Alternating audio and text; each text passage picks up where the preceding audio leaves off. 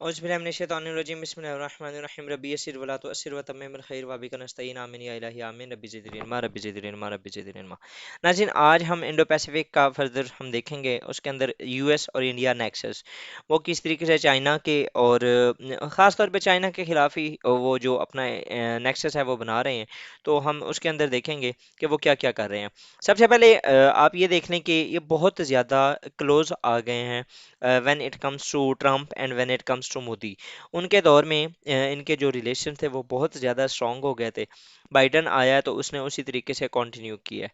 और इसके ऊपर ना फर्दर भी मैं बहुत जल्द ये पूरी एक सीरीज लेके आऊँगा यूएस और इंडिया के रिलेशंस के ऊपर।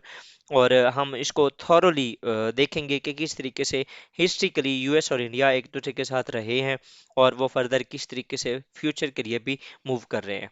तो अगर हम ये छोटी सी एक वीडियो होगी, इसके अंदर मैं आपको सिर्फ ये बता देता हूँ कि यूएस और इंडिया अभी तक मल्टीपल जो एग्रीमेंट्स हैं वो कर चुके हैं। उनके अंदर कॉमकासा, ठीक है, LEMOA, BECA, it was one of the major और इम्पोर्टेंट था। इसके अंदर उन्होंने इंटेलिजेंस शेयरिंग और बहुत ज़्यादा precision AI base and quantum computing base जो टेक्नोलॉजी है उसको शेयर करना था उन्होंने यूनाइटेड स्टेट्स ऑफ अमेरिका ने इंडिया के साथ। Similarly leader of South Asia उन्होंने अपने इंडो पैसिफिक स्ट्रेटेजी के अंदर ट्रंप ने ये मेंशन कर दिया था, फिर बाइडन ने भी मेंशन किया कि India is considered as the leader of the Indo Pacific region.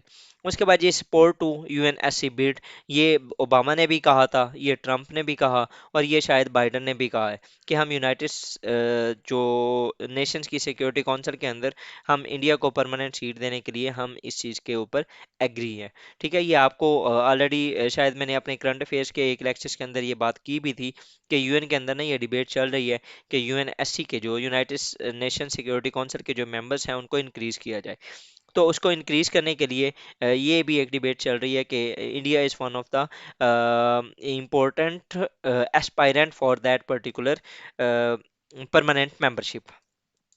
उसके बाद जी नेशनल न्यूक्लियर सप्लायर ग्रुप, उसके अंदर अमेरिका बहुत ज़्यादा सपोर्ट करता है इंडिया की। उसके अलावा न्यूक्लियर डील अमेरिका ने ही की इंडिया के साथ। ठीक है, और इवन के अमेरिका इंडिया के अंदर बहुत जगहों पे न्यूक्लियर जो इनरिचमेंट है इस तरह का मटेरियल चोरी भी होता है, लेकिन उसके ऊपर कभी भी आईएईए ने या इंडिया ने या यूनाइटेड स्टेट्स ऑफ अमेरिका ने या ओवरऑल वेस्टर्न ने कभी भी उंगली नहीं उठाई।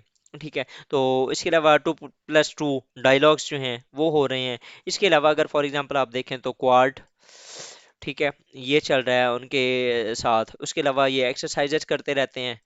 ठीक है, उसके अलावा फर्दर अगर हम करें तो इनकी जो यूएस और इंडिया के दरमियान आप अभी एक नया यूरोप इंडिया इकोनॉमिक कॉरिडोर जो है ये एक रीजनल कॉरिडोर है, उसके ऊपर मैंने अपनी वीडियोस भी बनाई हैं। ठीक है, उसको भी आप देख लीजिएगा, वो है। उसके अलावा और भी बहुत सारी इस तरीके से इनके जो डिग्नेटरीज हैं, मेजर जो पीएम हो गया, प्रेसिडेंट हो गया, वो बहुत ज़्यादा एक दूसरे के कंट्रीज के अंदर विजिट कर रहे हैं। ठीक है, ट्रेड एग्रीमेंट्स बहुत ज़्यादा हो रहे हैं। इवन के यूएस की कंपनीज जो हैं वो वेपन्स जनरेट करने के लिए वो टेक्नोलॉजी शेयरिंग की तरफ भी आ रही हैं। और उन्होंने इंडिया के अंदर एक शायद पिछले दिनों एक इंडस्ट्री का जो वो प्लांट है वो भी लगाने की बात की है। उसके अलावा बहुत सी ऐसी इंडस्ट्री है जो कि यूएस की पहले चाइना के अंदर बिल्ड थी, वो साथ वाले जो नेशंस के अंदर हैं वहाँ पर वो शिफ्ट हो रही हैं। तो इंडिया भी उससे काफ़ी बेनिफिट हासिल कर रहा है। और भी बहुत से ऐसी जगहें हैं जहाँ पर यूएस और इंडिया जो है ये एक दूसरे के साथ कोलैबोरेट कर रहे हैं। तो ये था हमारा आज का लेक्चर जिसके अंदर हमने यूएस और इंडिया के नेक्सस के बारे में देखा। ठीक है, अगेंस्ट चाइना। फर्दर भी हम इसी अपनी जो सीरीज है इंडो पैसिफिक की इसको कंटिन्यू करेंगे। स्टे ट्यून्ड जी, थैंक यू, अल्लाह हाफ़िज़।